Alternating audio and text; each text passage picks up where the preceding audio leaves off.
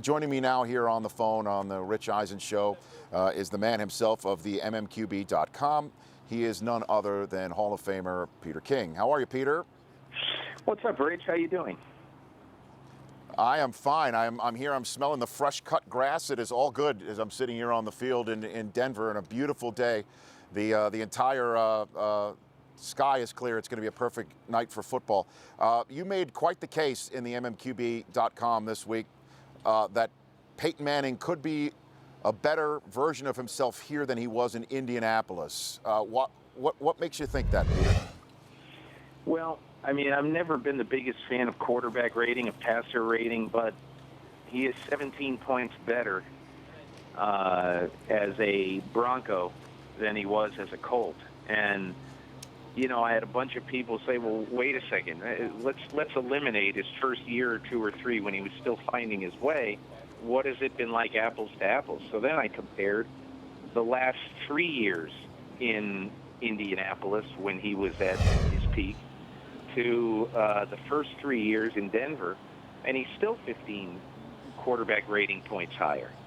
Now, I asked him about this Sunday night after the game, and he said, you know, I really don't know, but he said, my gut feeling is it probably has something to do with the fact that my mechanics, I went back to ground zero, and I started a brand new way with David Cutcliffe. I just went back to the beginning, and I built my throwing motion, built all of that all over again. So I wouldn't have any bad habits at all.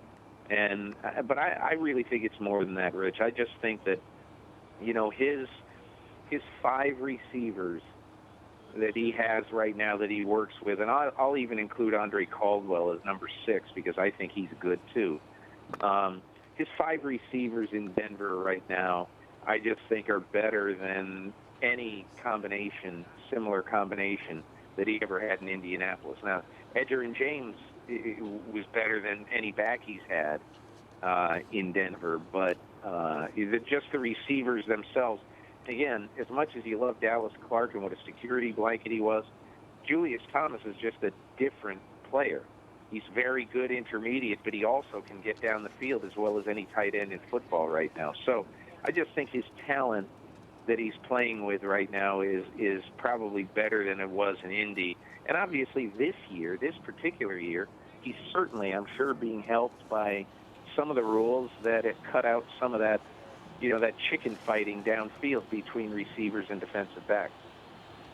Yeah, and I'm on the phone with Peter King right now. And Peter, you do realize that this discussion really gets under the skin of people in Indianapolis, where he won a championship. He has not won one here in Denver, and that usually is the metric that decides all.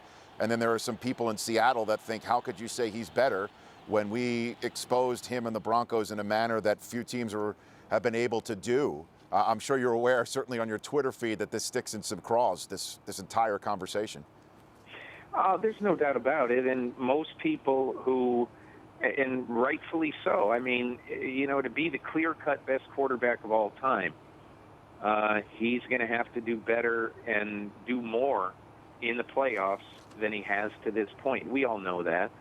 But I'm just simply trying to say that we're seeing a 38-year-old man play the position as well, right now anyway, in my opinion, play the position as well as it's been played. And, you know, you can't deny that. You know, he played one of the best defenses in football on Sunday night, and he tore him into tatters. And so I totally understand people who say he was at his best in Indianapolis and say he hasn't won in the playoffs. I got it. But to deny his brilliance, to deny his greatness now, I think is just wrong. Yeah, I know, and it's just interesting how the Colts fans are upset about this, even though they have a dream come true again at the position. I mean, Andrew Luck is the dream come true. He is no question a franchise quarterback. He could even be the MVP of the league right now, Peter, if you think about it. Yeah, I think you're going to see two candidates tonight in Phillip Rivers and Peyton Manning, but Luck also, especially with the way they have turned their season around and have played so great the last 5 weeks in Indianapolis. So, I mean, those three would be candidates. Rich, I wrote a little bit about this last week about J.J. Watt, that basically it's been 17 years since a player without double-digit wins on a team with double-digit wins has won an MVP. And it's been 28 years since a defensive player won the MVP. So you put those two together, and I guess what I would say is the Houston Texans better make the playoffs for J.J. Watt to have a chance, and he better keep, being Lawrence Taylor-like in his play for him to have a chance. Yeah. So tonight, what do you think happens when toe meets ball between these two teams? And the Chargers, as I mentioned at the top of the show, at 5-1 4 days ago, to lose 2 games in division within a span of 4 days to fall to 5-3 when every other division leader is 5-2. This is a massive game for San Diego tonight, Peter. Agreed. I mean, Adam Schefter had a great tweet this morning, I thought, Rich, where he said that San Diego, and you got to give great credit to John Pagano, their defensive coordinator, that they held Denver in the 2 games to an average possession time of 21 minutes and 34 seconds, which, I mean, you might say, well, okay, what's the big deal there? The big deal is they were getting off the field against the Denver Broncos last year, and they were also able to have some long drives. And I think one of the things, the reason why it won't be 21-34 tonight, in my opinion, is that Denver's defense is significantly better. I think the addition of both Aqib Talib,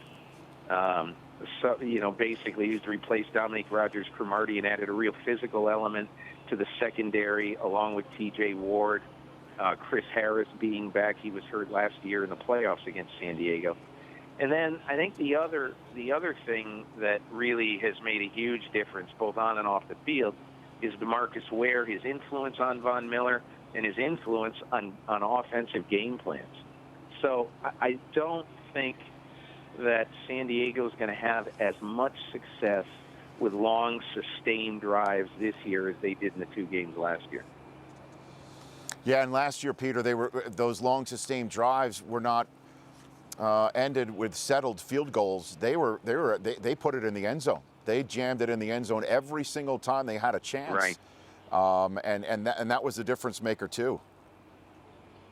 I think so. And I think one of the other things to look at in this game tonight, I mean, the one thing that if you could describe, a quarterback as, a big game quarterback wherever the game is, I'm beginning to think more and more about Phillip Rivers in that way. Last year in Cincinnati in the playoffs, even though they had a lot of help from Andy Dalton that day, I mean, that was a great game. The Thursday night game in Denver last year, a really important game to their playoff hopes. Rivers was so good. He's been so good so far this year. You hate to sort of put the jinx on him, but I think that Mike McCoy has done such a good job in taking Phillip Rivers to that next level where he's 10% better. He's protecting the ball a little bit more. He's not taking the same kind of chances that he did in his last couple of years with Norv Turner. And now, even without Ken Wisenon, you can tell he's really bonded with Frank Reich and that he really likes working with Reich. I've always thought that Reich was one of the smartest quarterbacks I ever dealt with in my years covering football, and it really shows in how he's helped Rivers get even better this year. Yeah, and of course, Mike McCoy taken from the sidelines here in Denver, and he's been phenomenal. I mean, this is a bona fide playoff team. I know last year they had to win their last 4 in a row to make the playoffs and won a playoff game, and part of that run was that Thursday night game that you were referring to here. But this is a bona fide playoff team now, Peter. There's no question about it when you think about it.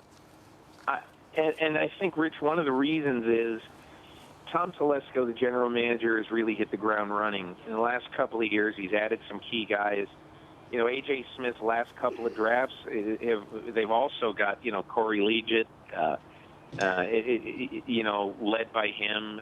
They've added some guys. I mean, Melvin Ingram's been hurt a little bit too much, but I think the young players on defense, are really starting to pay off for them. And even though they've lost Nick Hardwick on the offensive line for the year, I think they've done a good job in sort of building a little bit of a fortress around Rivers. And, obviously this running back who has totally come out of nowhere. Those are the kind of reasons why, I mean, I was in the Hall of Fame, the Contributors Hall of Fame discussion yesterday.